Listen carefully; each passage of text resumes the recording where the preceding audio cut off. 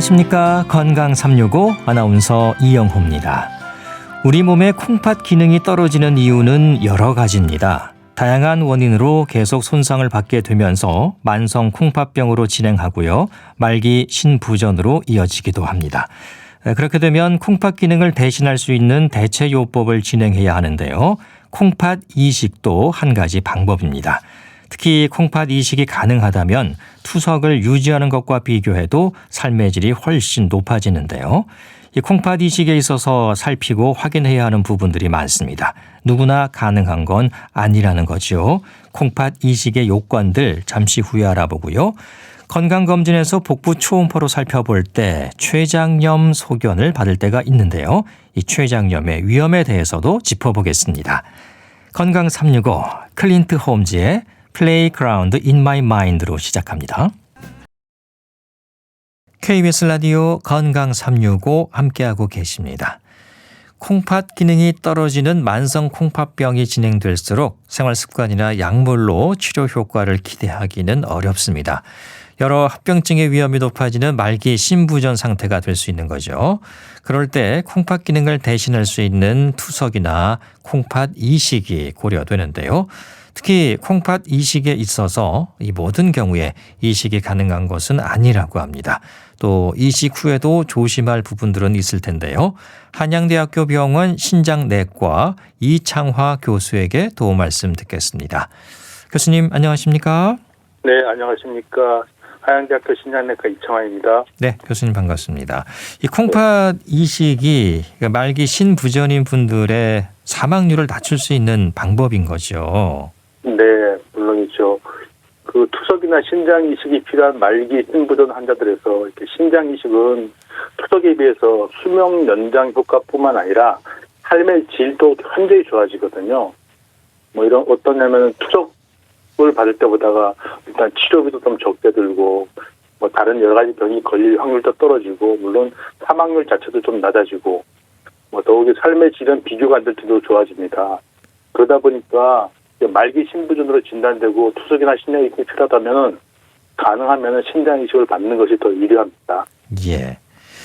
망가진 콩팥 기능을 대체할 수 있는 가장 좋은 방법이 바로 이 콩팥 이식일 텐데요.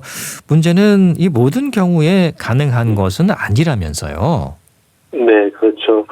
뭐 예를 들어서 심한 병이 다른 심장병 외에 콩팥병 외에 다른 병이 있어가지고 신장 이식을 받더라도 뭐 남은 수명이 얼마 안 되는 경우에 신장 이식을 받는 뭐 그 자체의 위험도 있지만 이식을 받고 얼마 못 살면 좀 그렇잖아요. 네. 뭐 지나치게 기대 수명이 짧은 경우에 그럴 수도 있겠고 또 하나는 본인이 가진 병 때문에 이렇게 수술을 하는 자체의 위험이 너무 높은 경우에도 좀 망설이게 되고요. 예.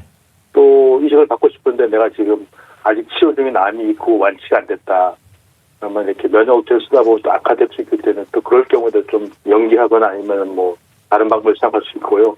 또 뭐 결핵 같은 뭐 이런 뭐 에이즈 같은 이런 감염병이 있는 경우에 이게 이식을 받은 다음에 면역을 제대로 치료를 하면 막 이 병이 악화돼 버릴 수 있거든요. 예. 그럴 경우에도 좀 망설이게 되고요. 또 만성질환이 있는데 이런 병들이 전혀 조절이 안 되고 막 열심히 치료해야 되는 경우에 또 이식하고 나서 이렇게 막 복합적으로 작용하면 문제가 될 수 있기 때문에 좀 망설이게 되고요. 또 어떤 경우에는 면역학적으로 즉 이식을 했을 경우에 뭐 거의 거부 반응이 생길 확률이 너무 높다.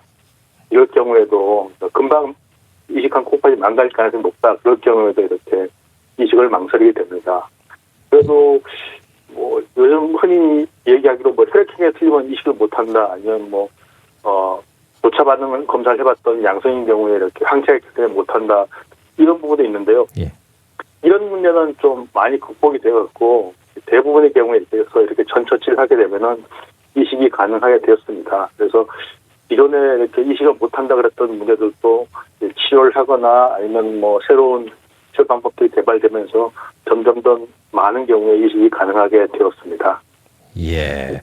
그 예전에 비해서는 이제 이식할 수 있는 확률도 꽤 많이 높아진 거군요. 예. 네. 아무튼 평소에 좀 건강한 몸 상태를 또 가지고 있어야지 또 건강하게 이식을 잘 할 수 있겠습니다. 예. 그리고 일단 적합한 기증자가 있는지가 중요할 텐데요. 그 뭐 뇌사자의 기증은 큰 문제가 없겠지만은 그 살아있는 생체 기증자는 기증자의 건강 상태나 또 기증을 한 후에도 문제가 없을지를 잘 살펴야 하는 거죠. 네, 그렇죠. 사실 신장 이식을 원하는 분은 굉장히 많거든요. 10만 명 이상 이렇게 많이 대기 중인데 뭐 투석하신 분들이 대부분 원하는데 제일 중요한 게 이제 기증을 하시는 분들이 그렇게 많지가 않다 보니까 충분히 하지 않다 보니까 좀 기증자가 없었고 받지 못한 경우 사실은 제일 많습니다. 예. 그리고 또 일반적으로 신장을 기증하시는 분이 이렇게 기증을 한 다음에 콩팥 2개 중에 하나를 다른 분한테 다른 사람에게 기증을 한 다음에 남은 여생 동안 특별한 문제 없이 잘 지낼 수 있어야 되잖아요. 그런 부분에 대해서 먼저 확인을 하고 별 문제가 없는 경우에 한해서 이후 과정을 이렇게 진행하게 됩니다. 네, 그 살펴봐야 할 문제들이 상당히 많습니다. 예, 건강 상태도 당연히 봐야 되는 거고요. 그런 부분들을 확인하기 위해서 뭐 어떤 검사를 하게 되는 겁니까? 예, 예를 들면은 뭐 본인이 신장병이 있으면은 더 안 되겠죠. 기증하실 분이. 예. 그럼 본인이 더 급하잖아요. 예를 들면 본인이 뭐 당뇨병 때문에 콩팥이 좀 안 좋다든가 아니면 다른 뭐 사후세 질환 때문에 콩팥이 안 좋을 경우에 이 신장을 하나 주고 나면은 남은 한쪽으로 살아야 되잖아요. 그럼 이 남은 한쪽이 훨씬 더 두 쪽 있을 때 훨씬 더 빨리 나빠질 수 있잖아요. 예. 그럴 경우에는 안 되겠고 좀 피하게 되고 또 하나는 뭐냐면 신장을 기증을 하면서 이 기증자가 기증하면서 기증자가 가지고 있던 병 예를 들면 뭐 간염이라든가 뭐 다른 감염 질환 같은 것들이나 아니면 가끔씩 암 같은 것도 이렇게 기증을 하면서 같이 넘어갈 수 있거든요. 아, 그래요. 기증 받는 사람한테요. 예. 이런 병들이 없는 게 자세히 검사를 하고 건강하다, 정말 건강하다 그러면은 이제 그때 이식을 하게 됩니다. 예. 그 하나하나 꼼꼼하게 잘 살피셔야겠네요. 예. 그렇죠. 예. 이 콩팥 하나를 이제 기증하는 건데 그 합병증의 위험이나 그 악화될 수 있는 기저질환이 없어야 한다는 거죠. 네, 그렇죠.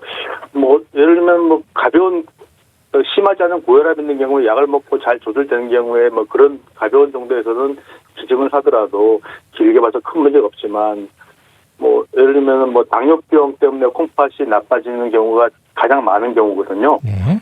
그럴 경우에 이미 뭐 신장 기능이 좀 나빠지고 있고 뭐 당뇨병 때문에 나빠지는 게 분명하다고 그렇다면 본인이 급해요. 한쪽 기증하고 나면 나 하나만 가지고 살아야 되는데 훨씬 빨리 나빠지겠죠, 그렇죠? 네. 같은 성력으로 나빠지더라도 기능이 반밖에 안 되니까 거기에 그러니까 예상하는 것보다 훨씬 더 빨리 투석까지 도달할 수 있기 때문에 그런 경우에는 권하지 않습니다. 그래서 뭐 기저 질환도 없어야 되고 지금 현재 가지고 있는 콩팥 기능도 충분히 이렇게 정상 상태를 유지하고 있는 분들에 한해서 이렇게 기증을 권유하게 됩니다. 네. 기증자의 건강 상태, 또 합병증 위험 없는지, 기저질환은 없는지 이렇게 다 살펴야 네. 하는 거고요. 네. 기증자에게 아무 문제가 없다면 또 이걸로 끝나지는 않죠. 이제 받는 분, 말기 심부전인 분의 건강 상태도 살펴야 하지 않습니까? 또 앞서 얘기하신 것처럼 거부 반응도 있을 수가 있고요. 네. 그런 부분들에 대해서는 확인을 어떻게 합니까? 예, 신장 이식을 받고 난 다음에 이식 후에는 이렇게 거부 반응이 생기지 않게 면역 억제제를 복용해야 되거든요. 네. 이 면역 억제제를 복용할 때 금기되는 사항들이 좀 있거든요. 아까 말씀드린 것처럼 뭐 결핵이 있다든가 아니면 에이즈가 있다든가 또 심각한 뭐 암이 있다든가 이러면은 이것들을 확 악화시켜 버릴 수 있어요. 그렇기 때문에 이런 경우에는 치료를 한 다음에 하거나 그렇게 해야 되고요. 그러니까 기증 받는 분도요. 그리고 예를 들면 아까도 얘기했던 부분인데 이식을 받고 난 다음에 뭐 기대 수명이 1년도 안 되는 분이다. 다른 병 때문에 돌아가신다. 물론 이식 받는 분 입장에서는 그래도 남은 기간 동안 투석을 안 하고 지낼 수 있지만 이게 길게 보면은 뭐 수술하고 수술해서 회복되고 이런 일련의 과정을 거치는 것들이 좀 힘들거든요. 네. 그냥 투석을 하면서 지내는 것보다 뭐 그렇게 장점이 없을 경우도 있고요. 그래서 기증자 상태 또 기증자가 가지고 있는 병이 이식 후에도 별 문제가 없는지를 갖다 확인해야 되거든요. 그리고 또 가끔씩은 이렇게 미리 거부 반응이 생기는 경우가 있는데 이것들도 좀 예측을 해봐야 됩니다. 어떤 경우에 거부 반응이 흔히 생길 수 있기 때문에 예를 들면은 뭐 혈액형이 틀리다. 그러면 그냥 이식하면은 혈액형이 이렇게 이식에 부적합하다 그러면은 그냥 바로 이식을 하게 되면은 거부 반응이 와서 콩팥이 빨리 망가져 버리거든요. 네. 그러니까 그런 부분도 확인해야 되고 또 하나는 주는 사람하고 받는 사람하고 이렇게 유전자 행위 그러니까 유전자 행위 비슷하다면은 거부 반응이 생길 확률이 더 적고 또 오랫동안 신장을 잘 사용할 수 있거든요. 그렇기 때문에 이런 것도 좀 비교해봐서 좀 잘 만든 경우에 하는 것이 더 좋고요. 또 최종적으로는 거부 반응을 좀 예측하고 그런 분들을 좀 피하기 위해서 받는 사람의 혈장이니까 혈장에 있는 혈장의 항체가 있거든요. 그 혈장하고 기증자의 세포를 이렇게 반응시켜 보면은 이렇게 만약에 받는 사람의 혈장에 있는 항체가 기증자의 세포를 파괴시켜 버린다면은 이거는 뭐 콩팥을 넣어주면 비슷한 일이 생길 수 있거든요. 그래서 미리 거부 반응이 생길 수 있는 이런 리스크가 있는지 소인이 있는지 이런 것들을 확인하거든요. 그런 걸 확인해서 없다면 이렇게 진행하고 있다면은 좀 요즘 같은 경우에는 사전에 충분한 전 처치 과정을 거쳐서 수술 후에도 별 문제 없게 이렇게 해주고 그러고 난 다음에 이식을 진행합니다. 예. 또 아무래도 말기 신부전인 분들은 여러 합병증의 위험도 높을 텐데요. 그 이식 수술을 받을 수 있는 상황인지도 잘 살펴야 할 것 같습니다. 예, 그렇죠. 그 콩팥병이 있는 분들은 특히 좀 고령인 경우가 많거든요. 예. 당뇨병, 고혈압이, 콩팥병, 말기 신부전 원인이 한 70% 정도 되다 보니까 아무래도 그런 병들은 성인병이다 보니까 그런 분들이 연세 많으신 분들이 신장 이식이 필요한 경우가 많은데 그런 분들이 가진 병이 굉장히 많습니다. 이제 콩팥병뿐 아니라 뭐 심장 질환이라든가 폐 질환이라든가 아니면 위장 질환도 있겠고 또 비정기계 문제가 있는지 또 확인해야 되고요. 또 살다 보면 또 여러 가지 감염이 되는 경우도 있고요. 또 여자인 경우에는 부인과 문제가 없는지 이런 것도 좀 자주 조사해야 되고요. 필요한 경우에 사전에 이런 문제가 있다면 치료를 하고 난 다음에 이런 문제 없게 한 다음에 이식을 진행하고요. 검사를 같은 경우는 뭐 검사실에서 혈압 질환이 없는지 뭐 감염 질환이 없는지도 보고 또 본래 이렇게 콩팥이 나빠진 원인이 있을 거 아니에요. 그분들이 네. 그분들이 나빠진 원인이 혹시 뭐 이식을 한 다음에 바로 재발한다면은 재발할 가능성이 높은 병이라면 이식한 후에 재발했을 때 대비해서 미리 좀 마음의 준비를 해놓고 또 그럴 경우에는 언론을 대처할 준비를 해놓고 이식을 하기도 하고요. 어쨌든 신장 이식 수술 후에 치료 과정에서 콩팥이 빨리 망가질 가능성이 있거나 아니면 환자의 건강에 영향을 미칠 만한 그런 문제가 있는지 이런 것들에 대해서 자세히 조사를 해보고 그런 문제를 찾아낸 다음에 미리 치료한 다음에 별 문제가 없게 된다면 그때 이렇게 이식을 진행하게 됩니다. 예. 그 이식을 하기 전에 이 말기 신부전증인 분이나 또 기증자의 건강 상태까지 잘 확인을 해야 할 텐데요. 이식을 하고 나서 또 살펴야 하는 부분들도 많지 않을까요? 네, 그렇죠. 신장 이식을 하고 나서 이렇게 잠깐 입원했다가 퇴원하고 그 다음에는 정기적으로 외래를 방문하는데요. 방문할 때마다 보통 이상이 없는지 검사를 이렇게 진행합니다. 기본적으로 피 검사를 하고 소변 검사를 하고 또 면역 억제제가 이렇게 좀 독하다 보니까 적절하게 사용해야 되거든요. 너무 지나치게 써도 안 되고 너무 약하게 써도 안 되기 때문에 이렇게 약물 농도 검사도 하고 혹시나 그 사이에 감염이 생기지 않았는지 그런 검사도 하고요.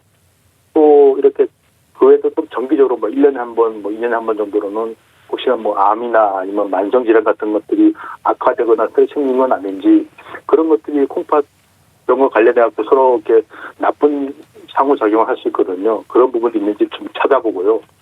또 뭐 증상이 없더라도 이런 진료나 검사 등을 통해서 거부 반응, 심장률이 떨어지거나 이런 거부 반응 같은 것들이 발견되면은 빨리 찾아내고 이런 것들을 갖다가 치료하려고 이렇게 노력을 합니다. 그러니까 병원에 올 때마다 그냥 오는 게 아니라 와서 검사를 하고 혹시 문제가 생겼는지 확인을 하고 이런 과정을 계속 이렇게 지속해야 되는 거죠. 예. 네. 이런 이제 거부 반응이 나타나지 않도록 그 면역력에 대한 조절이 필요하다는 거죠. 네. 이식 받은 콩팥 신장은 이제 나랑 틀리잖아. 내 몸이랑 틀리잖아요. 예.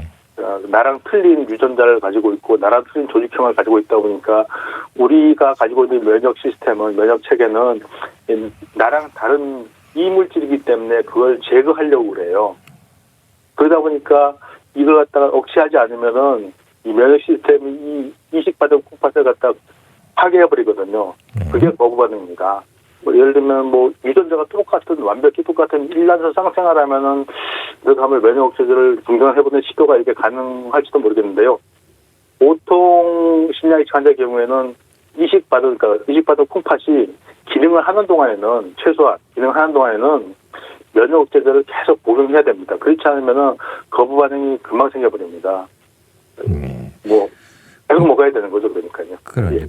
그러니까 약물로 네. 일단 조절을 하는 거죠, 이거를요. 네, 그렇죠. 예. 일부 면역제제 같은 경우에는 주사제로 사용되도록 만들어져 있는 것도 있지만 대부분 일반적으로 사용하는 신장시에 사용하는 이 면역제는 이게 먹는 약으로 만들어져 있어요.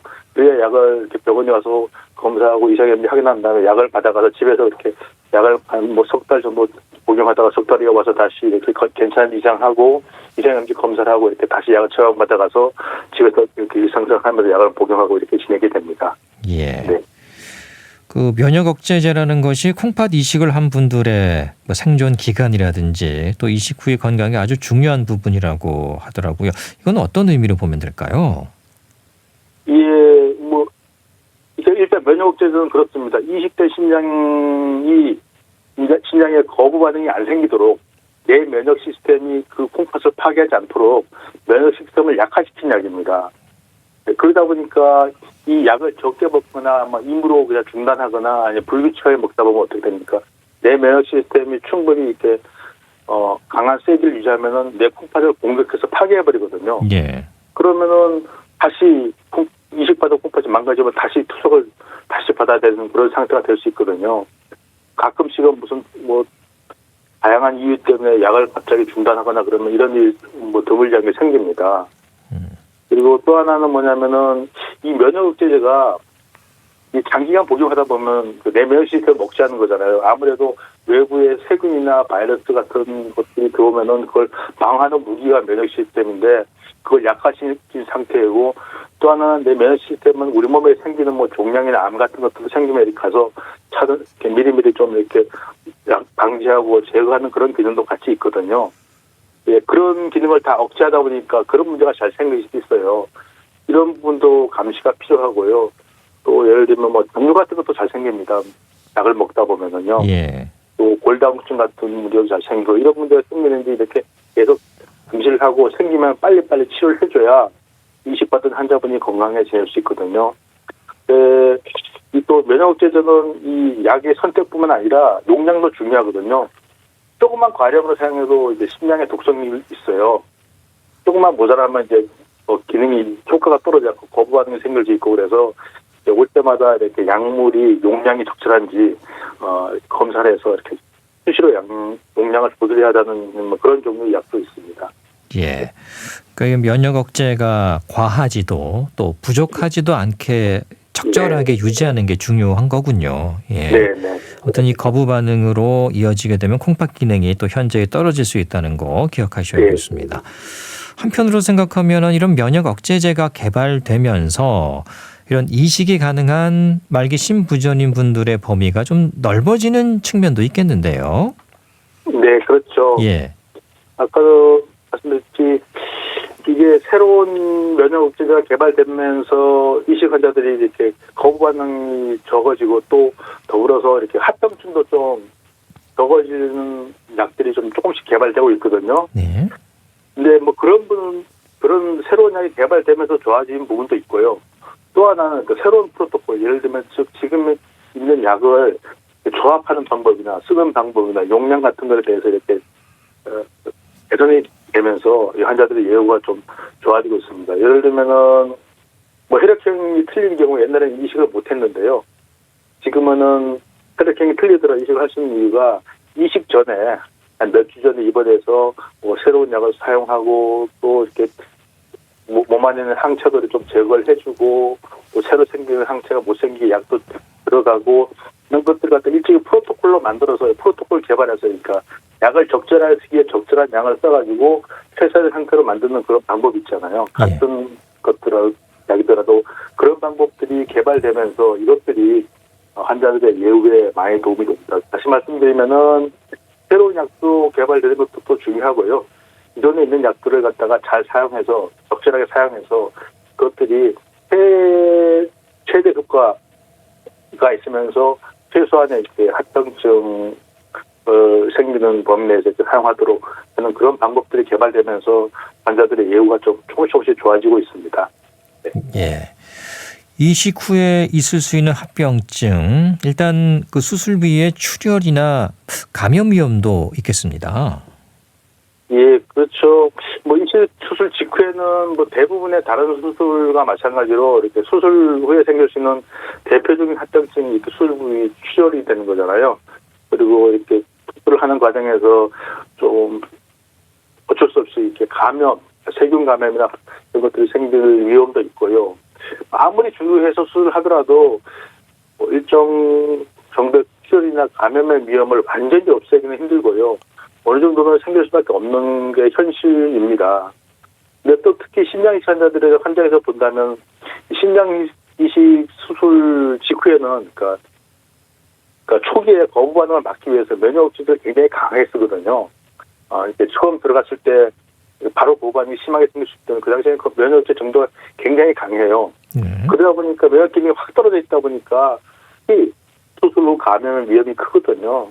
그래서 저희들이 수술할 때 외과에서 수술할 때 다른 수술보다 좀 더 조심해서 한 번, 두 번 더 신경 써서 이렇게 감염이나 출혈을 이렇게 줄이기 위해서 노력을 하고 있긴 있습니다만 그래도 완전히 없애기는 아직 힘든 것 같습니다. 예. 어렵게 이식 수술을 했는데 혹시 재수술이 필요한 경우도 있을까요?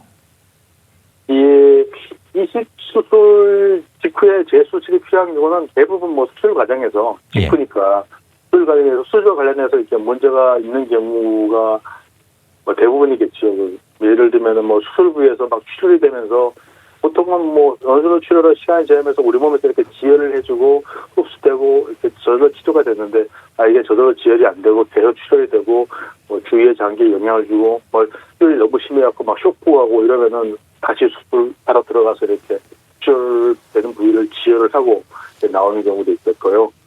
또 하나는 그 신장을 이식할 때 이 혈관도 이어주고 소변 내려가는 길도 이렇게 이어서 방광에 이렇게 연결해 주거든요. 네. 그런 부분에 이렇게 좀 좁아지거나 수술하는 다음에 좁아지거나 아니면 그 연결이 좀 이렇게 커지거나 그런 경우 있을 수 있겠거든요. 예측 못하게 그럴 부분이 있습니다. 뭐 사람마다 혈관이 좀 부족한 부분이 있고 그러다 보니까 이런 부분이 뭐 새거나 아니면 막히거나 이런 경우에 다시 재수술하는 경우는 있는데요. 요즘 같은 경우에 그런 재수술하는 경우는 그렇게 많지 않습니다. 예. 또 하는 경우에는 뭐 수술은 아니지만 수술 직후에 이렇게 약간 거부 반응이 의심되잖아요. 아니면 뭐 콩팥에 이게 뭐 내과적인 문제가 생겼다. 그러면은 이제 이식한 신장을 조직 검사를 하기 위해서 이렇게 검사를 하는 경우 있거든요. 네. 그때는 뭐 이렇게 바늘로 들어가서 하니까 뭐 크게 이제 별개하고 뭐 이런 건 아니니까요. 네. 뭐 내과적인 문제 한정한다면 조직 검사가 필요한 경우도 있을 수 있습니다. 예. 자, 오늘 콩팥 이식에 대한 도움 말씀 들었습니다. 고맙습니다. 네, 감사합니다. 한양대학교 병원 신장내과 이창화 교수였습니다. KBS 라디오 건강 365 함께하고 계십니다. 패티 페이지의 I went to your wedding 듣고 계속 이어갑니다. KBS 라디오 건강 365 함께하고 계십니다. 췌장암에 대한 두려움 때문인지 췌장에 문제가 있다는 말을 들으면 긴장합니다. 이 췌장에 발생하는 질환 중 하나가 췌장염인데요. 급성과 만성으로 구분되기도 합니다. 증상이 있을까요? 국립정신건강센터 건강증진과 백현욱 교수에게 도움 말씀 듣겠습니다. 교수님 안녕하십니까? 네, 안녕하십니까? 네, 이 건강검진을 하면서 췌장염 소견을 받기도 하더라고요. 이게 그 상복부 초음파로 확인이 되는 거죠? 네, 지금 건강검진에서 우연히 발견한다고 한다면 예. 결국 급성 췌장염은 아닐 거고요. 예. 만성 췌장염을 발견하게 되는데요. 물론 단순 엑스선 촬영에서 뭐 석회화된 그런 음영이 보인다거나 이럴 경우에 진단받기도 하지만 많은 경우에 복부 초음파를 하면서 발견하는 경우가 꽤 있습니다. 네. 그 췌장은 잘 안 보이는 장기여서 이상이 생겼을 때 발견하기가 어렵다고 하던데 그 상복부 초음파로는 볼 수가 있다는 거네요? 그 췌장을 잘 볼 수 있는 체형이나 이럴 때는 상당 부분 진단을 잘 붙일 수가 있는데요. 예. 사실은 복부 초음파가 체형에 따라서 잘 안 보이는 경우가 있어요. 네. 비만이 심하거나 그러면은 췌장이 사실 좀 뒤쪽에 숨어 있는 장기이기 때문에 좀 부정확한 경우가 있기는 하지만 많은 경우 만성 췌장염의 경우는 그 체중 감소가 있어서 마른 체형이거든요. 그래서 비교적 잘 찾아지는 편이긴 합니다. 근데 물론 좀 더 정확히 보려 그러면 초음파로는 좀 부족하고요. 복부 전사나 단층 촬영, 우리 CT라고 부르지 않습니까? 네. 그게 더 정확하게 급성과 만성 췌장염을 진단할 수 있습니다. 예. 그 췌장이 위치가 어디입니까? 얼마나 이렇게 숨어 있길래 검진이 잘 안 된다는 건가요?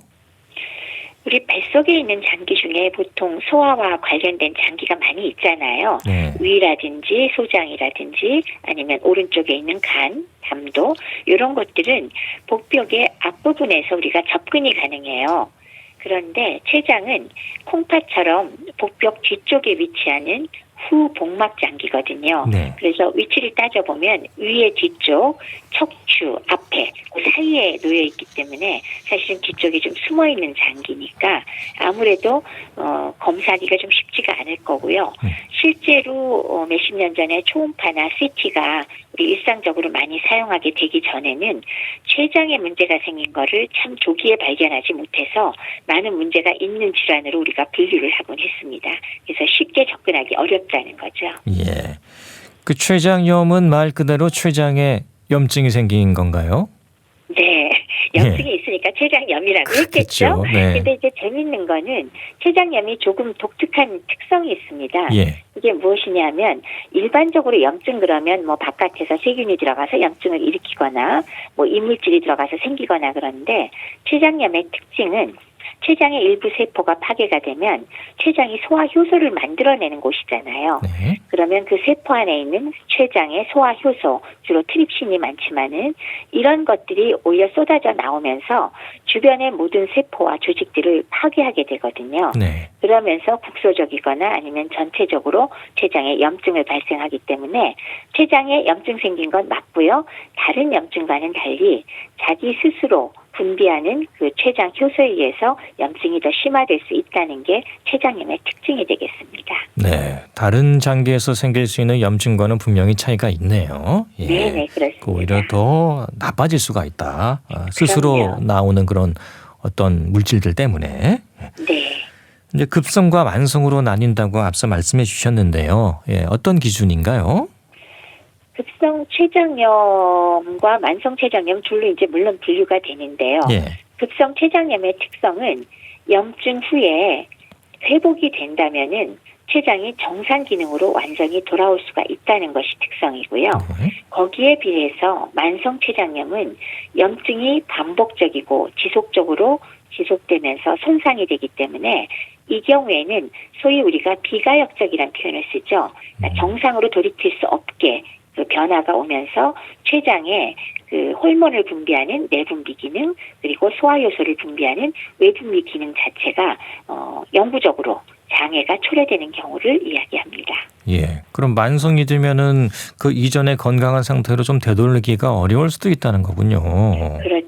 비가역적이다. 건강한 상태는 그렇죠. 아하. 돌아가지는 않습니다. 물론 조금 뭐 증상을 완화시키거나 그럭저럭 지낼만 하기는 할 수 있어도 정상으로 돌아가지는 않습니다. 예. 그러니까 만성으로 가지 않도록 그만큼 잘 관리해야 된다는 거고요. 그런 셈이죠. 그러면 이런 급성으로 빠르게 진행되는 경우와 또 만성으로 되는 경우 원인은 어떻습니까? 차이가 있나요? 급성의 경우, 뭐 만성도 사실 아주 다르진 않지만 급성의 경우 가장 흔한 원인은 첫 번째가 술이고요. 예. 두 번째가 담석입니다. 어, 그래서 예. 담석의 경우는 담낭이나 총담관이나 혹은 간 내부에 있는 담석이 흘러나오다가 담관의 끝부분이 췌관 끝과 같이 만나는 곳에서 담석이 걸려버리면 담즙과 췌장액이 다 막혀버리기 때문에 역류해서 염증이 생기게 되는 거죠. 예. 그래서 이 경우는 뭐 담석을 제거해줘야 문제가 해결되고요. 그런데 알코올의 경우는 완전히 정확한 기전을 뭐 확실히 알지는 못하지만 사실은 알코올로 인한 것이 췌장염의 가장 중요한 원인 중에 하나입니다. 그래서 상당히 심한 통증을 유발할 수 있게 되고요. 그것 이외에도 뭐 특정한 약물이나 아니면은 피 속에서 중성지방 수치가 매우 높거나 칼슘이 아주 높아지거나 아니면 다쳤거나 외상을 입었거나 그다음에 소아의 경우는 바이러스 감염, 뭐 약물 이런 것들이 원인이 돼서 발생할 수 있고요. 거기에 비하면 만성 췌장염은 급성 췌장염이 자꾸 반복이 되거나 아니면 괴사성 췌장염처럼 아주 극심한 췌장염을 앓고 난 이후에 만성 췌장염으로 진행하기도 하고요. 네. 그것 이외에 만성적으로 알코올을 마시거나 아니면 유전적인 요소 또 부갑상선 기능 항진증으로 인해서 고칼슘 혈증이 생기거나 자가 면역으로 췌장염 혹은 췌장의 선천성 기형 이런 원인들에 의해서 생길 수가 있습니다. 근데 어찌되었건 급성이건 만성이건 음주를 피해야 더 이상 진행하는 것을 막고 또 일부 예방도 가능하기 때문에 음주가 상당히 중요한 원인이라는 거 요거는 공통입니다. 네. 췌장염 뭐 여러 원인이 있고 담석도 있고 가장 큰 건 술이군요. 술. 예. 그 그렇습니다. 원인을 뭐 정확하게 어떤 기전에 의해서 이렇게 췌장염을 일으키는지는 아직은 밝혀지지 않았다는 거군요. 그러니까 완전히 명확하게 말하기는 어렵다는 거죠. 근데 술은 분명히 원인이 가장 중요한 원인이 됩니다. 예. 말씀해 주신 것처럼 이제 급성 췌장염은 담석과도 연관이 있는 거고요. 그렇죠. 그래서 말씀드렸다시피 그 간이나 뭐 총담관이나 담낭에서 돌이 흘러나오다가 끝부분에 가서 담관의 끝부분에 가서 막히게 되는데 췌장관이 바로 이 부분이 같이 만나거든요. 예. 그러니까 끝부분에 이 돌이 막아버리면 담관도 막혀서 황달이 생기지만 췌관도 막히니까 췌장에 염증을 유발하게 되는 거죠. 그래서 담석과 연관이 깊다라고 말씀드릴 수 있습니다. 예. 담석이 이제 관을 막는 거군요. 그러면 통증이 좀 심한가요? 어떻습니까? 담석에 의한 통증도 정말 제일 아픈 것 중에 하나고요. 그렇다고 해서 네. 제가 여쭤본 그렇죠. 거거든요. 예. 근데 알코올성으로 인한 급성 췌장염 자체도 엄청난 통증입니다. 두 예. 가지가 굉장합니다. 약간 성격은 다르지만요. 그래서 이렇게 통증 심한 경우가 우리가 생각할 때 췌장염인데 그중에 담석이 원인이라고 진단이 붙으면 빠르게 그 담석을 제거하지 않으면 해결이 안 되겠죠. 네. 그래서 이 경우는 빨리 병원을 찾으셔야 됩니다. 너무 고통스러워서라도 병원을 찾겠죠. 응급 네, 상황으로 아니니까. 아마 갈 것 같은데. 예. 그럼 이 그렇습니다. 제거는 돌만 빼낼 수가 있습니까? 아니면은 전체 이렇게 좀 다 덜어내야 되는 건가요? 그거는 이제 환자 상태에 따라 다르죠. 예. 그 끝에 돌 그것만 있을 경우에는 내시경적으로 돌을 빼내는 경우도 빼낼 수가 있고요. 있어요. 네. 예. 그다음에 위에 담낭에 염증도 동반되면서 돌이 매우 많을 때는 내시경적으로 끝에 있는 돌은 빼고 담낭은 따로 외과에서 제거술을 할 수도 있고요. 예. 또 간 내부에 있는 돌은 그때그때 그 환자의 상태에 따라서 저희가 치료를 결정을 하기 때문에 그거는 상황 따라서 결정을 해야 됩니다. 예. 그 췌장염의 그 증상은 어떻습니까? 뭐 정도의 차이는 있겠습니다만 배가 좀 심하게 아프다거나 심지어 또 등이 아플 수도 있다고 하던데요.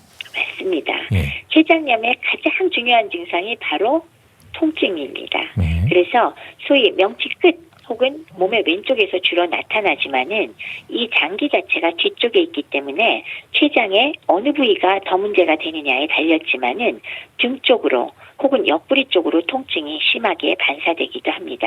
그리고 췌장염 자체의 통증은 발생하면 강도는 굉장히 높은 상태로 그냥 꾸준하게 지속되는 게 특성입니다. 예. 그리고 통증이 너무 심하면 당연히 구토, 뭐 이런 것들은 뭐 발생하기 쉽겠죠. 복통의 경우 원래 따라올 수 있는 거니까. 근데 위가 문제가 있을 경우에는 토하면은 우리가 통증이 좀 완화될 수 있잖아요. 근데 췌장염의 경우는 구토를 하더라도 통증이 전혀 완화되지 않고 가장 아픈 것 중에 하나가 바로 췌장염의 통증이라고 예. 할 수가 있겠습니다. 뭐 음식을 먹고 체했거나 하면은 보통 구토를 하면 괜찮아지는데 이건 그렇지 않다는 거고. 그렇죠. 등 쪽이 아프다 보면은 이게 뭐 척추의 문제인가 이런 생각을 할 수도 있겠는데요. 근데 그거보다 더 아픕니다. 훨씬 더 아프다. 예, 네. 알겠습니다. 이 자세에 따라서 이 통증이 달라질 수도 있다고 하던데 이렇게 웅크리면은 좀 괜찮고 똑바로 누우면은 복통이 심해지고 그렇습니까? 이게 뒤쪽에 장기가 있다고 했지 않습니까? 네. 그렇기 때문에 똑바로 누우면 이 염증 부분이 좀 눌리면서 오히려 통증이 더 심하다고 느낄 때가 꽤 많거든요. 그래서 마치 왜 좀 이렇게 웅크리고 새우처럼 이렇게 특히 많은 경우에 왼쪽으로 웅크리는 쪽을 많이 취하는데요. 그러면 조금 좀 덜 아프다고 느끼거든요. 근데 그래도 아픕니다. 예. 그래서 이 췌장염의 통증은 치료하지 않는 한은 절대로 저절로 가라앉지 않고요. 그리고 초반에는 치료를 하면서 동시에 진통제도 상당히 많이 써야지 아픈 걸 참기가 굉장히 어렵거든요. 예. 그래서 진짜 심합니다. 예. 그러니까 복통이 이제 가장 큰 증상인 거고요. 예. 구토도 있을 수가 있고 혹시 뭐 다른 증상들도 있습니까? 급성의 경우는 주로 지금 말씀드린 그 복통과 토하는 거 이런 증상이 되겠고요. 잠석의 경우라면은 당연히 잠도 끝을 막았으니까 황달이 생길 수 있겠죠. 황달. 그렇죠. 예, 잠집이 못 나가니까 그런 경우에는 뭐 열두같이 감염이 돼서 열두 동반될 수가 있을 거고요.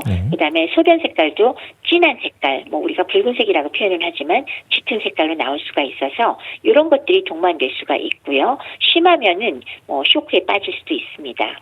근데 만성의 경우는 통증이 이런 급성에서 나타나는 그런 심한 통증이 있을 수도 있고 조금 경미한 것도 있을 수 있고 또 주기적으로 나올 수도 있고 지속적으로 올 수도 있고 좀 통증의 성격이 다를 수가 있으면서 다만 자꾸 되풀이되거나 오래오래 계속되는 경우가 많아서 그런 통증을 호소하는 게 많고요. 예. 그다음 만성의 경우는 그 췌장 자체가 많이 망가져 있기 때문에 그것으로 인해서 소화 효소가 뭐 저희가 한 80% 이상 망가져 있을 경우에는 소화 효소가 잘 안 나오니까 지방을 제대로 분해를 못해서 만성 설사나 지방변, 대변이 기름이 둥둥 뜨고 그래서 문제가 되는 경우가 있고 또 흡수도 잘 안 되기 때문에 체중이 감소하고 또 내분비 기능 그러니까 인슐린이라든지 글루카곤 같은 게 분비가 안 되니까 이런 것들이 전부 체중 감소의 원인이 되고요.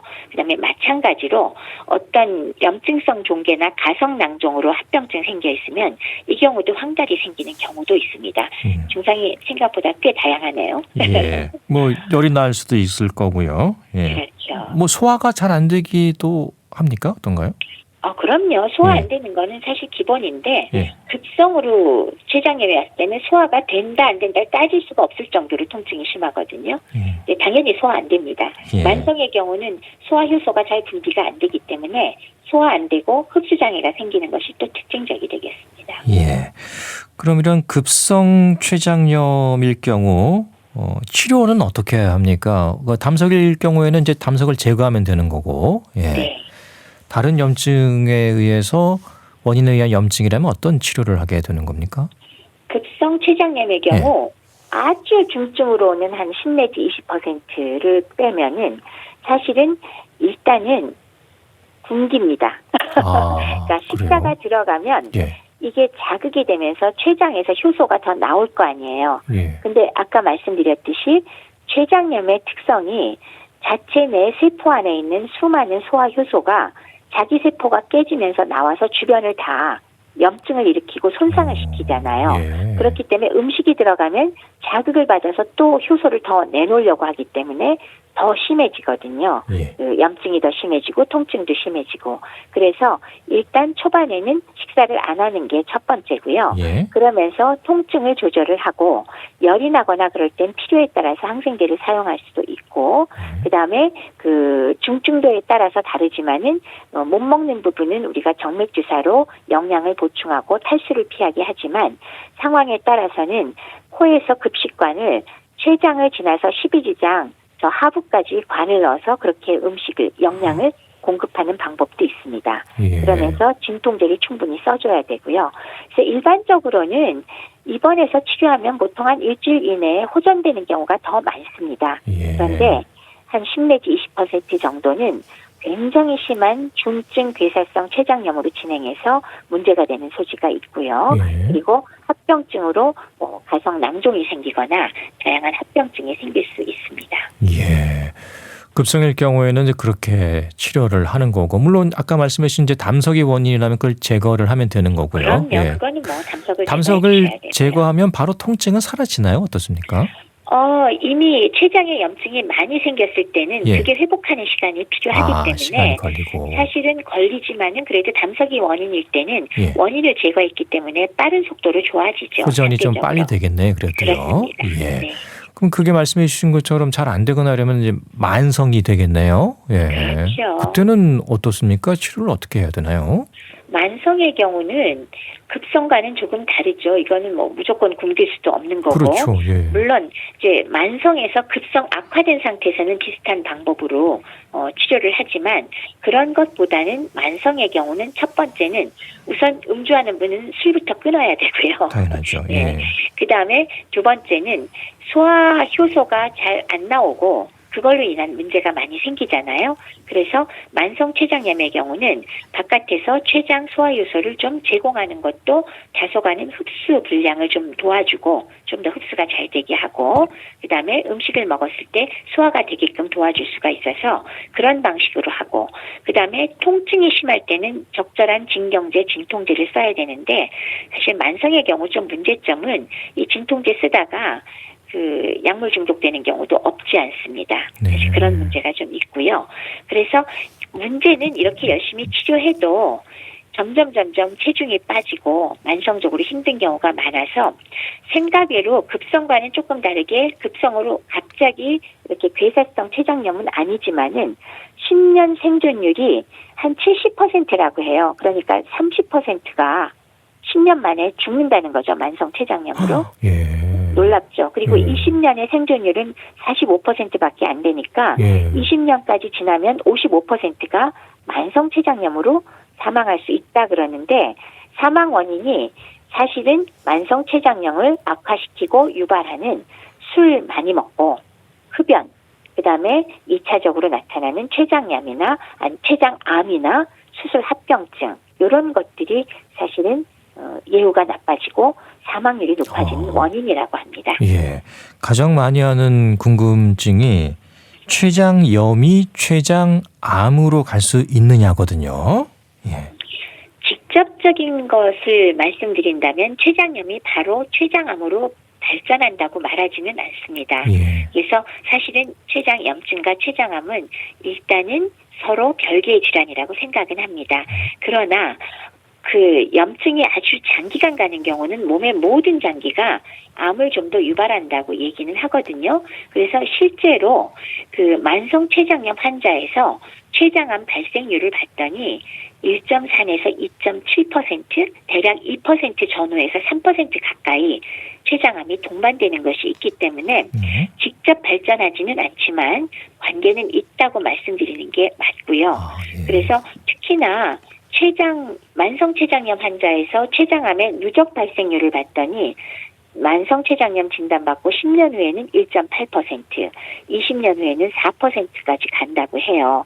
그래서 만성 췌장염이 있다 그러면은 지속적으로 췌장암이 동반되어 있는지 추적 관찰은 분명히 필요합니다. 예. 췌장염으로 인한 합병증의 위험은 어떨까요? 급성 췌장염의 경우는 한 80% 정도는 뭐 잘 회복된다고 말씀을 드렸는데 문제는 나머지 뭐 많게는 20% 적게는 한 2 내지 10%까지 합병증으로 사망할 수도 있다고 얘기하거든요. 그럼 왜 그러냐? 어떤 합병증이냐? 췌장이 너무나 녹아내렸다. 췌장 괴사, 중증 괴사성 췌장염. 이거는 췌장이 남아나질 않으면서 주변 조직을 다 녹여버리니까 그걸로 사망할 수도 있겠죠. 그다음에 염증이 아주 심하게 생겼다가 아무는 과정에서 주변에 이제 막이 생기면서 물주머니처럼 형성이 되거든요. 그것을 우리가 가성 낭종이라고 합니다. 너무 커지면 이것도 나중에 2차 감염도 되고 문제가 되거든요. 이런 문제. 그다음에 췌장에 염증이 너무 심하게 생기면서 2차 세균 감염이 생겨서 농양이 생기는 거. 이런 것들이 급성 췌장염에 의한 합병증이고요. 그것 외에 췌장 주변에 감염이 생길 수도 있고 또 출혈이 생길 수도 있고 또 유공이라고 서로 뚫어지는 구멍이 뚫어질 수도 있기 때문에 이런 것들이 문제가 됩니다. 그리고 만성 췌장염의 경우는 췌장이 석회화되거나 췌관에 돌이 생기는 결석이 생기거나 급성처럼 가성낭종이나 여기에 농양이 생기거나 그다음에 직접적으로는 아니어도 췌장암으로 발병한다거나 그다음에 췌장이 많이 망가졌을 때 당뇨병이 생기거나 이런 것들이 합병증으로 생각할 수가 있는 소견이 되겠습니다. 네, 췌장염 무엇보다 만성으로 진행되지 않도록 잘 막는 게 중요하겠습니다. 네, 도움 말씀은 여기까지 듣겠습니다. 고맙습니다. 네, 감사합니다. 국립정신건강센터 건강증진과 백현욱 교수였습니다. KBS 라디오 건강 365 홀리스의 He Ain't Heavy, He's My Brother 들으면서 모두 마칩니다. 아나운서 이영호였습니다. 고맙습니다.